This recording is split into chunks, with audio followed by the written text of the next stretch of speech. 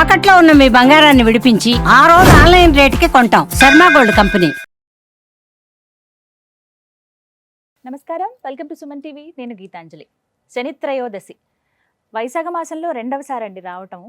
చాలామంది శని దోషాలు కావచ్చు, శని పీడలతో బాధపడుతున్నాం అనేవాళ్ళు, ప్రధానంగా రాసుల వారు, ద్వాదశ రాసులు ఎవరైతే ఉన్నారో వారికి అద్భుతమైన పరిహారాలు చేసుకోవచ్చు అని చెప్తారు. ప్రత్యేకించి ఛాయాదానం అని చెప్పి శని త్రయోదశి రోజున చేస్తే ఎన్నో గండాలు తొలగిపోతాయని కూడా అంటుంటారండి. అసలు ఇది ఎంతవరకు నిజం? ఎటువంటి దానం అంటే ఛాయాదానం అంటే అసలు అర్థం ఏమిటి? ఏ విధంగా చేయాలి? ఎవరెవరు చేయొచ్చు? ఎవరికి చేయాలి? ఈ వివరాలు తెలుసుకుందాం. వివరించేందుకు ప్రస్తుతం మనతో పాటు ఉన్నారు ప్రముఖ జ్యోతిషులు బ్రహ్మశ్రీ నందిభట్ల శ్రీహరి శర్మ గురువు గారు. వారితో మాట్లాడదాం. గురుగారు నమస్కారం అండి. వాగర్థావివ సంపృక్తౌ వాగర్థ ప్రతిపత్తయే జగతః పితరౌ వందే పార్వతీ పరమేశ్వరౌ ఆదిత్యాయ చ సోమాయ మంగళాయ బుధాయ చ గురుశుక్ర శనిభ్యశ్చ రాహవే కేతవే నమః. శృంగేరి జగద్గురు పీఠాధిపతులకి, కంచి పీఠాధిపతులకి నమస్కారములు తెలియజేసుకుంటూ కార్యక్రమాన్ని ప్రారంభిద్దాం.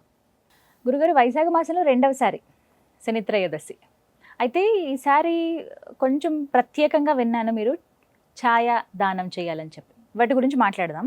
ముందుగా ఇప్పుడున్నటువంటి రాసులు, ద్వాదశ రాసుల వారికి ఈ శని త్రయోదశి ఎలా ఉపయోగపడుతుంది? వారు అసలు ఎలా వాళ్ళ శని దోషాలని నివారణ చేసుకోవచ్చు ప్రత్యేకంగా ఈ రోజున?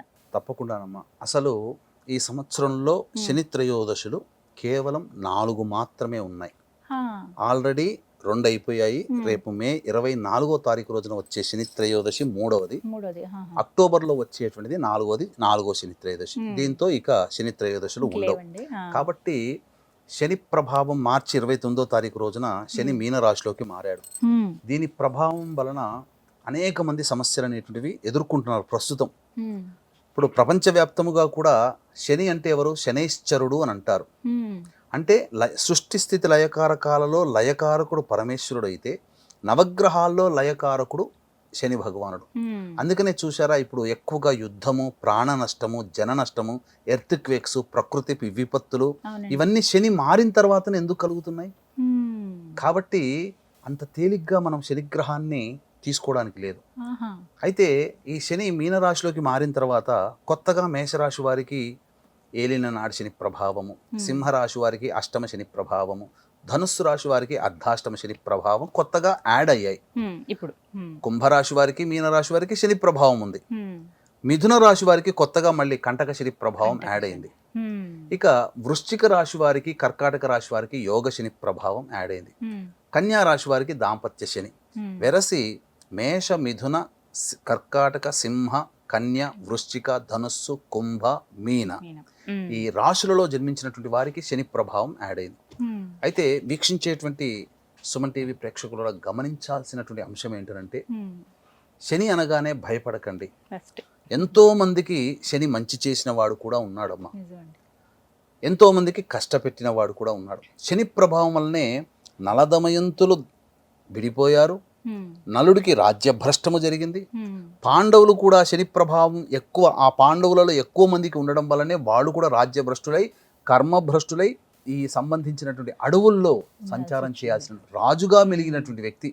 అంటే కర్మ అంటే ఒక రాజ్యాన్ని పరిపాలించాలి. కర్మ ఆయనకు పెట్టబడినటువంటి ధర్మరాజుకి, పాండవులకి ఆ కర్మ లేదు, పరిపాలించే యోగ్యత లేదు. అందుకే కర్మభ్రష్టుడయ్యారు. కానీ దైనందిన జీవితంలో చేయాల్సినటువంటి నిత్యకృత్య కార్యక్రమాలన్నీ చేస్తూ ఉన్నాడు, చేశాడు కూడా. ఇలా శని ప్రభావం వలన ఎంతో మంది ఇబ్బందికర పరిస్థితుల్లో ఉన్నారు. కానీ యోగించిన వాళ్ళలో ఎన్టీ రామారావు గారు ఉన్నారమ్మా. శని ప్రవేశం చేయగానే ఇమీడియట్గా పార్టీ పెట్టడం, 6 నెలల్లో అఖండమైనటువంటి రాజ్యాన్ని హస్తగతం చేసుకున్నాడు. ముఖ్యమంత్రి పదవి వచ్చింది. కొంతమందికి యోగం, కొంతమందికి అవయోగం. ఇప్పుడు మనం చెప్పుకోబోయేటువంటిది, యోగం వచ్చినంత మాత్రాన సంతోషపడాల్సింది లేదు, అవయోగం వచ్చిన తర్వాత బాధపడాల్సింది లేదు. అంటే ఒక సింపుల్గా ఒకే ఒక్క లైన్లో శని రాగానే ఎందుకు కష్టాలు పడుతున్నారని ఒక్క లైన్లో చెప్తానమ్మా. మనం పుట్టిన దారభ్యత, తెలిసి తెలియక కొన్ని పాపకర్మలు చేసి ఉంటాం. అబద్ధమాడినా, మోసం చేసేవాడికి సహకరించినా అది పాపమే. కాబట్టి పాపకర్మలు అంటే ఏదో దొంగతనాలు, ఇంకేదో చేయాల్సినటువంటిది కాదు. కాబట్టి ఆ తెలిసి తెలియక చేసినటువంటి పాపకర్మలు ఉన్నప్పుడు అనుభవించడం ఎప్పుడు అనుభవిస్తారంటే, ఈ ఏలిన నాటి శని, అష్టమ శని, కంటక శని, అర్ధాష్టమ శని దోషము జరుగుతున్నప్పుడు ఆయా రాశుల వాళ్ళు అప్పుడు అనుభవిస్తారు వడ్డీతో సహా. అందుకే బాగా కష్టాలు ఉంటాయి. అందుకని ఈ కష్టాలు అనేటువంటివి తీరవా అంటే కష్టాలు పడాలి తప్పదు, కానీ మనము ఉత్తగా కష్టపడుతుంటే దాన్ని భరించలేము ఆ శని భగవాన్ యొక్క కష్టాలని. అందుకని ఇప్పుడు మీరు చూసినప్పుడు ఎండాకాలంలో ఎండలో వెళితే కష్టమైన పని అయినా కానీ కష్టంతో పని పూర్తి చేసుకుంటాం. ఏదో ఒక గొడుగు పెట్టుకుంటే ఆ కష్టమైన పని శరీరానికి తాపం కలిగించదు. అట్లాగే శని భగవాని వల్ల కష్టాలు ఏదో మాయమైపోతాయని కాదు, కష్టాలు ఉంటాయమ్మా, కానీ ఆ కష్టములని పడే శక్తి, ఓర్పు, సహనము దాన్ని ఇష్టంగా మనకు తెలిసి సునాయాసంగా అయిపోతాయి. కష్టము కూడా సునాయాసంగా మారుతుంది ఈ శని యొక్క అనుగ్రహం వల్ల.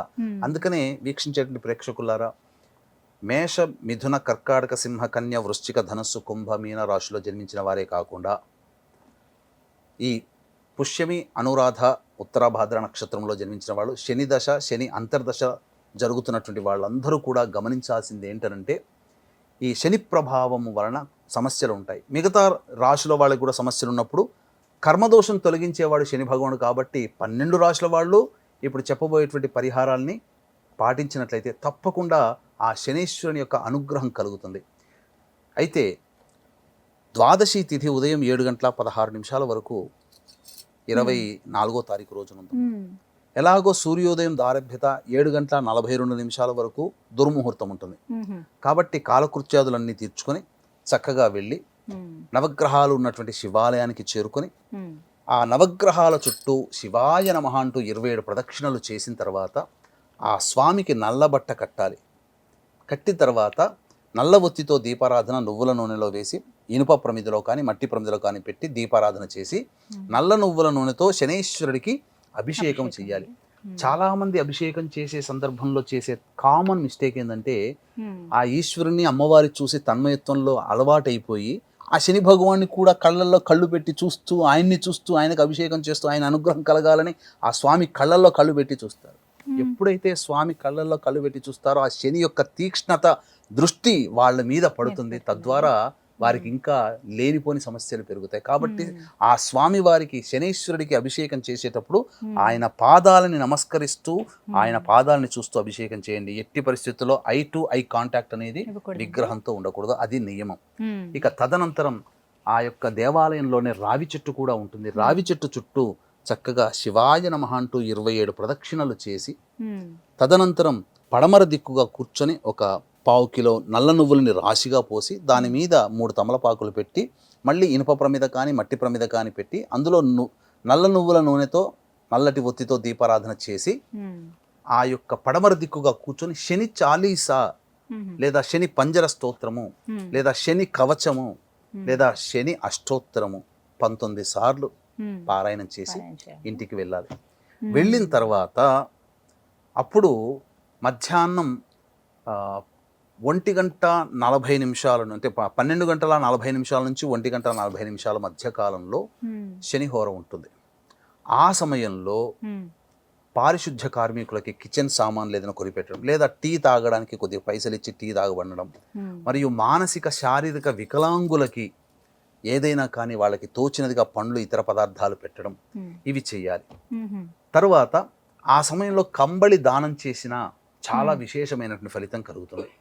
ఇక ప్రదోషకాల సమయం, ఆ సమయంలో ఆ రోజంతా ఉపవాసం ఉంటే చాలా విశేషం. త్రయోదశి తిథి చాలా సందర్భాల్లో ఉంటుందమ్మా. పౌర్ణమి ముందు వచ్చే త్రయోదశి, అమావాస్య ముందు వచ్చే త్రయోదశి, వీటిలో అమావాస్య ముందు వచ్చే త్రయోదశి చాలా విశేషము. ఈ వైశాఖ మాసము విష్ణు భగవానికి సంబంధించినటువంటి మాసము. అందున ఆ విష్ణు భగవానుడికి తోడల్లుడు ఈ శని భగవానుడు. కాబట్టి ఈ శని భగవానుడు తోడల్లుడు కాబట్టి ఆ శని భగవానుడి యొక్క అనుగ్రహం వైశాఖ మాసంలో వస్తుంది. కొన్ని గ్రంథాల ప్రకారం ఈ వైశాఖ మాసం అమావాస్య రోజున శని జన్మించినాడు అని చెప్పి కొన్ని మత గ్రంథాల ప్రకారం మన హిందూ ధర్మంలో. కాబట్టి అమావాస్య ముందు వచ్చే శని త్రయోదశి కాబట్టి చాలా పవర్ఫుల్ అయినటువంటి శని త్రయోదశి. పైగా దేవ వైద్యులైనటువంటి అశ్విని యొక్క నక్షత్రం కూడా ఆ రోజు ఉంది. ప్రదోషకాల సమయంలో కాలకృత్యాదులు తీర్చుకొని చక్కగా ఆ స్వామి దేవాలయానికి చేరుకోవాలి. శివాలయంలో ఆ కాలభైరవుని యొక్క దేవాలయం ఉందనుకోండి, చాలా విశేషం అమ్మ. కాలభైరవుని దేవాలయం లేకపోతే శనీశ్వరుడికైనా అప్పుడు ఏం చెయ్యాలి అంటే ఆవ నూనెతో కాలభైరవుడికి కానీ లేదా ఈశ్వరుడికి కానీ అభిషేకం చేయాలి. చాలా విశేషం ఆ రోజున. ఇప్పుడు ఇంతకు ముందు మీకు ఛాయాదానం గురించి అదే చెప్పాను. అడగబోతున్నాను. ఛాయాదానం అంటే ఏంటి గురుగారు అసలు? ఛాయాదానము, ఛాయ అంటే నీడ. కాబట్టి ఒక ఇనుప బాణీ కానీ లేదా ఒక మట్టిది కానీ ఒక మంచి ప్లేట్ లాంటిది ఉంటుంది. ఒక ఈ రెండు అరచేతులు పెడితే అందులో పట్టేంత సైజు తీసుకొని అందులో ఆవ నూనె వేయాలి. వేసి దేవాలయంలో పడమర దిక్కుగా అస్తమిస్తున్నటువంటి సూర్యుడు కొద్ది వెలుతురు లేదా అస్తమించిన తర్వాత ఎర్రటి బింబం ఉంటుంది, చీకటి పడకుండా ఆ సమయంలో ఆ యొక్క ఆవ నూనెలో వేసిన ఆ మట్టి పాత్రలో కానీ ఇనుప బాణీలోకి వేసిన ఆవ నూనెలో తన ముఖాన్ని చూసుకొని ఓం ప్రాం ప్రీం ప్రౌం సం శనైశ్చరాయ నమః లేదా ఓం సం శనైశ్చరాయ నమః అనేటువంటిది 19 సార్లు జపం చేసి దేవాలయంలో దీపారాధన చేసే చోటునైనా లేదా రావి చెట్టు దగ్గరనైనా కానీ, పొద్దున చెప్పాం కదా నల్ల నువ్వులు రాశిగా పోసి అక్కడనైనా కానీ ఆ యొక్క ఛాయని అంటే మన ఫేస్ని అందులో చూడాలి. చూసి 19 సార్లు ఓం సం శనైశ్చరాయ నమః అనుకుంటూ మన ఫేస్ని తనివి తీరా అందులో చూసి ఆ దేవాలయంలోనే దీపారాధన చేయొచ్చు లేదా రావి చెట్టు దగ్గరనైనా కానీ దీపారాధన చేయొచ్చు.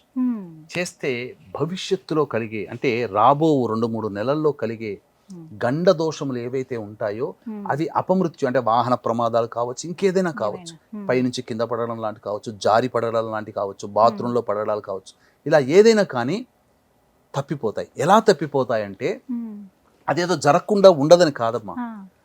వాహనం నుంచి కింద పడతాం కానీ చిన్న దెబ్బతో పోతుంది. బాత్రూంలో కింద పడతాం, రాసుకుపోయి గీసుకుపోయి పడతాం, ప్రాణం పోవు. ఎంతమంది బాత్రూంలో ప్రాణాలు పోగొట్టుకున్న వాళ్ళు ఉన్నారు. అటువంటివి జరగవు, గండ దోషాలు రావు. ఇది ఛాయాదానము చేయాల్సినటువంటిది విధానం. ఇక తరువాత సాయంకాల ప్రదోషకాల సమయంలో ఆ స్వామికి ఈశ్వరుడికి ఆవ నూనెతో అభిషేకం చేయమన్నాం కదా, అప్పుడు నీలి రంగు పుష్పాలతో చామంతి పుష్పాలతో కానీ లేదా శంకు పుష్పాలతో కానీ అర్చన చేస్తే లేదా మారేడు సంబంధించినటువంటి పత్రితోనైనా కానీ అర్చన చేయాలి. ఇది శని త్రయోదశి రోజున చేయాల్సినటువంటి విధి విధానం. ఇక మీరు గమనించుకున్నట్లయితే అమావాస్య వెళ్ళిన 3వ రోజు శని ఏ విధంగానైతే ఉంటుందంటే ఒక చాలా విచిత్రమైనటువంటి స్థితి మీకు తెలియచేస్తాను. ఆకాశంలో చంద్ర దర్శనం చేసుకోవాలి. ఆ సమయంలో ఎలాంటి స్థితి ఉంటుందో తెలియజేస్తాను. వీక్షించేటువంటి ప్రేక్షకులు కూడా ఈ శని త్రయోదశి సందర్భంగా మేష మిథున కర్కాటక సింహ కన్య వృశ్చిక ధనుస్సు కుంభ మీన రాశుల్లో జన్మించిన వారికి శని దోష పరిహారార్థమై శనీశ్వర హోమం, అఘోర పాశుపత మంత్ర హోమం మరియు విద్య వివాహ దాంపత్య అనారోగ్య సమస్యల నివారణకి 18 రకాల హోమాది కార్యక్రమాలు చేసి శక్తిపాతము చేయబడినటువంటి శంకరుంగలి మాలని అందివ్వడం జరుగుతుంది. అవకాశం ఉన్నవాళ్ళు కార్యక్రమ తదనంతరం కాంటాక్ట్ చేసి పూర్తి వివరాలు నమోదు చేసుకోవచ్చు. సాయంకాలం 5 గంటలకు ప్రారంభమవుతుంది కాబట్టి సాయంకాలం 4 గంటల లోపల మీరు ఈ కార్యక్రమంలో నమోదు చేసుకోవచ్చు. అమావాస్య వెళ్ళినటువంటి 3వ రోజు చంద్రుని దర్శనం చేసుకుంటే అమ్మవారి యొక్క అనుగ్రహం ఎలా కలుగుతుందో, అమావాస్య కంటే ముందున్నటువంటి 3వ రోజు రుద్రునికి సంబంధించినటువంటి త్రయోదశి తిథి. అంటే పార్వతీ పరమేశ్వరుల యొక్క అనుగ్రహం అమావాస్యతో లింక్ ఉంటుంది. అమావాస్య ముందు 3 రోజుల ముందు త్రయోదశి, 3వ రోజు అమావాస్య అవుతుంది. త్రయోదశి నుంచి త్రయోదశి, చతుర్దశి, అమావాస్య. కాబట్టి త్రయోదశి వెళ్ళిన 3వ రోజుకి అమావాస్య. త్రయోదశి తిథి రుద్రుడు అధిపతి అవుతాడు. కాబట్టి ఆకాశంలో చూస్తే నెలవంక చాలా అందంగా కనిపిస్తుంది. ఆ దర్శనం చేసుకుంటే పరమేశ్వరుడి సిగలో చంద్రుడు ఎలా ఉంటాడో ఆ అమావాస్య ముందు వచ్చే త్రయోదశి తిథి రోజున చంద్రుడు అలా ఉంటాడు. ఆ పరమేశ్వరుడికి నమస్కారం చేసినట్టే లెక్క. అమావాస్య తర్వాత వెళ్ళిన తదియ తిథి ఉంటుంది కదమ్మా, ఆ తదియ తిథికి అధిపతి ఎవరు? గౌరీ. గౌరీ కూడా త్రయోదశి రోజున, అమావాస్య ముందు ఉండే త్రయోదశి రోజున చంద్రుడు ఎలా ఉంటాడో అమావాస్య వెళ్ళిన 3వ రోజు కూడా చంద్రుడు అలా ఉంటాడు. సేమ్ అలాగే ఉంటాడు. ఇటు రుద్రుడు, అటు పార్వతి, ఇద్దరి అనుగ్రహం కలుగుతుంది. అందుకనే త్రయోదశి తదియ తిథికి చాలా దగ్గర సంబంధం, మధ్యలో అమావాస్య. కాబట్టి శివానుగ్రహం కలగాలంటే ఆ స్వామికి సాయంకాలం అర్చన చేసిన తర్వాత ఆ దేవాలయంలోనే ఒక్కసారి చంద్రుని చూస్తే చాలా అద్భుతమైనటువంటి కలుగుతుంది. ఇది ఈ చెప్పబడినటువంటి త్రయోదశి రోజున విధి విధానంగా ఇట్లా పరిహారం చేసుకుంటే చాలా మంచిది. దీంతో పాటుగా అవకాశం ఉంటే మన పీఠమాధురంలో ఆ రోజున జరిగేటువంటి కార్యక్రమంలో పాల్గొని శంకరుంగలి మాలను కూడా సొంతం చేసుకోవచ్చు. మొత్తంగా ఆ రోజంతా స్వామివారికి అంటూ అలా వెచ్చించుకోగలిగితే ఎలాంటి ఇబ్బందులు గండాలు అన్నీ కూడా తొలగిపోతాయి. గట్టెక్కించేస్తాయి. ఛాయాదానము చాలా మందికి తెలియక పిల్లలు పుట్టినప్పుడు మాత్రమే నూనెలో మొహం చూసుకుంటారు. చూపిస్తారండి మొహం. కానీ ఈ సందర్భంగా శని దోషంతో బాధపడుతున్నటువంటి రాశుల్లో ఇంతకుముందు చెప్పిన వాళ్ళందరూ కూడా ఈ ఛాయాదానం అలా చేసుకోవచ్చు. చక్కగా వివరించారండి. ధన్యవాదాలు. సర్వం శ్రీ ఉమామహేశ్వర పరబ్రహ్మార్పణమస్తు.